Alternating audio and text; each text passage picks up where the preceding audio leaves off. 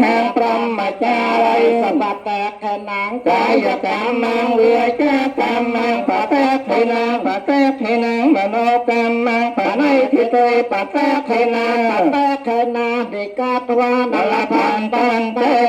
កេញេសនាខតាំងសមង្កាលំសសពេតាំងសហតតាំងកណាសមហតចសយតតាំងព្រមចារីសបតេខេណាងកាយកម្មងវាចាកម្មងបតេខេណាងបតេខេណាងមនោកម្មងបណៃធិតេបតេខេណាបតេខេណានិកាត្វាលលផន្តន្តេបតេសានភិវនានត្រាតេសាអបតេសទ្ធិចច្ចੰសទ្ធិធម្មំសទ្ធិលភុយោនិច្ចੰសពសទ្ធិបវន្តមេសពតិអហង្សុកិតាហោមេនេះសខាហោមេអវេរាហោមេសុខិអតានាបរិរិយមេសូមឲ្យយើងខ្ញុំទាំងឡាយបានដល់នៅសេចក្តីសុខកំបីមានសុខកំបីមានពាកំបីមានក្តៅក្រហាយសូមឲ្យបាននៅសេចក្តីសុខរក្សាខ្លួនតកូនកែមធម្មោនិកមសធម្មោនិចាប្រយ៉ាងឯកកុលសធម្មោសាពសលោកសសទេវកាសអេសេវធម្មោយតិទាំងអនុតតាពួកផលដែលមានស្មោះហៅថាអនុតតាធម៌មិនមែនខ្លួនមិនមែនប្រាមិនមែននៅមនមួនរកចំនួនក៏បំបានខាងនេះមិនមែនសម្រាប់អ្នកស្លុកនៃកម្មដ្ឋានឬតកូលណាសន្និដ្ឋានទៅមានព្រោះទៅគ្រប់គ្រប់តាធម៌នេះសម្រាប់ទេពអិនព្រំសត្វជួយសត្វធំនឹងមនុស្សវាខ្សៃមកព្រោះប្រអរឹងពឹងយ៉ាងណាក្តីពេលសូនថាញេសិនខ្សៃប្រាំនឹងអាចអង្វរក៏ជោគតាមបានតែងប្រាចាក់ខាងដល់កម្មទីលំនៅជ័យហាងជ័យសួងជ័យសួរជ័យជោគជ័យមានជ័យស្ដាជ័យមានបារមីជ័យឈ្នះអស់មានសត្រូវយើងខ្ញុំទាំងអស់លើកសាក់សពប្អូនទានភ័យរឿងប្រកាន់ជាបណ្ណាឋានក៏សូមដួងយានខណ្ឌរបស់ប្អូនជាអាមេទាំង3ផ្លូវសត្វត្រូវទាំងដល់ទុកសូមដួងយានខណ្ឌរបស់ប្អូនឲ្យបានទៅនៅភូមិទុកប្រពន្ធពោះជាភ័យយោភាពការណៃក៏ធ្វើមេបែកក្រោយឲ្យព្រោះសាប់ថាតកាមកដល់យើងខ្ញុំព្រមទាំងឪពុកម្ដាយញាតិមិត្តសាច់សាលហិតទាំងអស់គ្នាដែលបានធ្វើជាក្បួនលើកសាក់សពបង្ហែសាក់សពអូនលកាន់ជាបណ្ណាឋានសូមឲ្យបានប្រកបដោយសេចក្តីសុខសុខខាងសុខអើយសុខសានសុខអភូមិឋានសុខសានអត់ទុកសុខកើតព្រះប្រាក់ជាសត្វទៅមុខសុខទាំងអស់ទាំងភូមិទាំងស្រុកគុំមានសវល់ខបីប្រការយើងខ្ញុំព្រមទាំងកូនចៅអូនទេរថាទទួលអង្កលពួរប្រសិទ្ធិនាងនាងប្រធរនីសទ្ធិឲ្យប្រព្រំថ្លៃឲ្យពួរអត់ទេពីកឲ្យសុខសួស្ដីជ័យសួសុខសុខសំណុកសុខសប្បាយប្រកបជាសុខអញ្ចឹងមែន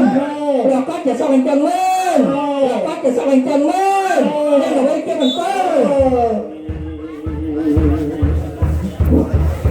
បើ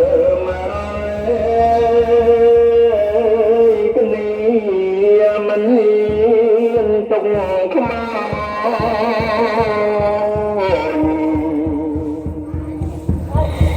នំយោថ្ងៃ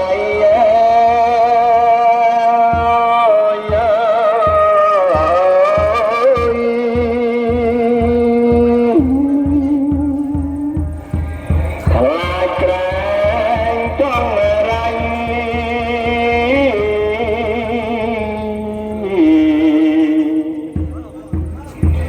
ដល់គ្រា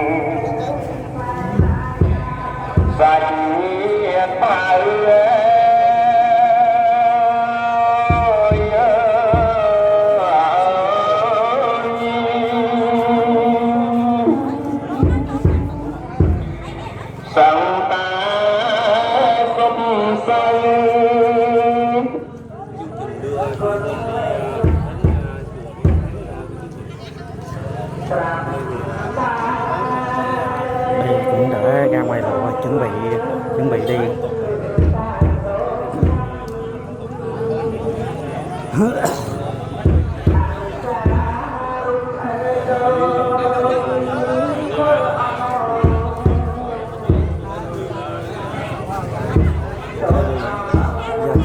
giờ bắt đầu đi bộ từ từ nha mọi người. Đưa chị Hương 45 tuổi mất trong vụ người chồng sa thải và để thả trên sông Sài Gòn đó quý cô chú anh chị vào hơn 10 ngày trước, và hôm nay là ngày 13 tháng 7 cũng đưa tiễn về nơi an nghỉ.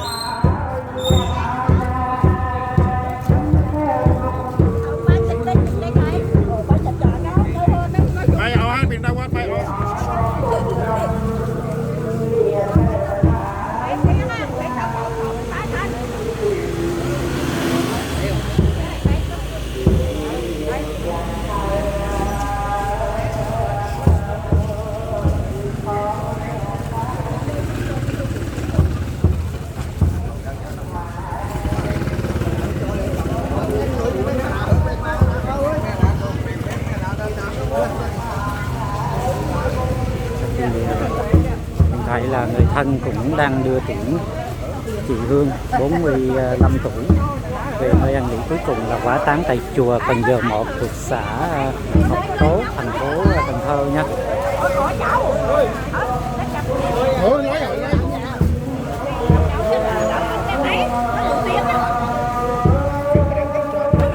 Ê, xe nha, đừng ở đây, đừng có trước xe con. Ê, nhóc đứng ở sau đây nè, xe á. Không phải, trúng xe á, coi chừng trúng xe á. Con đứng ngoài đây nha, coi chừng xe á.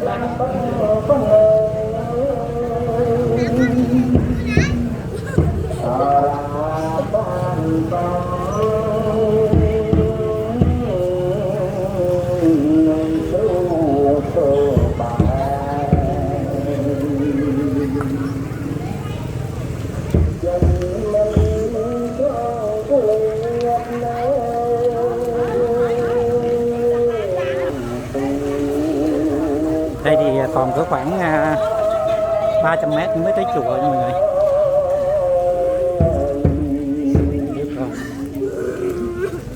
Đây là Phật.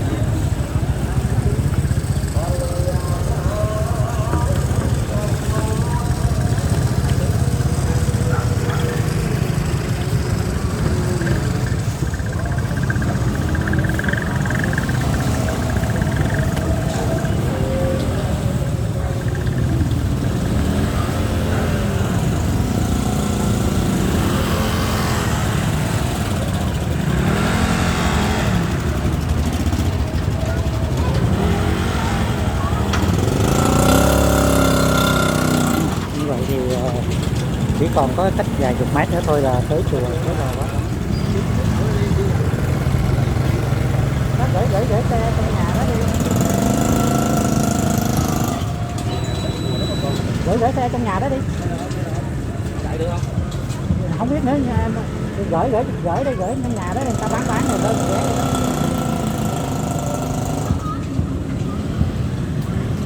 Như vậy là đã tới chùa Cần Giờ quý vị anh chị. Được không, mày chạy luôn đẳng luôn cũng được.